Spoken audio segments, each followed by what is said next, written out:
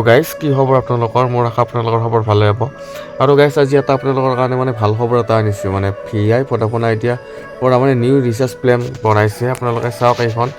এইখন হৈছে তাৰ 149ত মানে আনলিমিটেড কল 28 দিনৰ কাৰণে আগতে 199ত আছিলে আনলিমিটেড কলৰ সুবিধাটো এতিয়া গাইজ ৰিচাৰ্জৰ মূল্যটো কমাই দিছে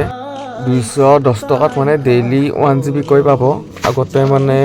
249ত আছিলে 1 GB কৈ এতিয়া 210 টকা ৰিচাৰ্জ কৰিলে আপোনালোকে ডেইলি 1 GB কৈ পাব আৰু 249ত 1.5 GB কৈ দিছে আগতে 299 ৰিচাৰ্জ কৰিলে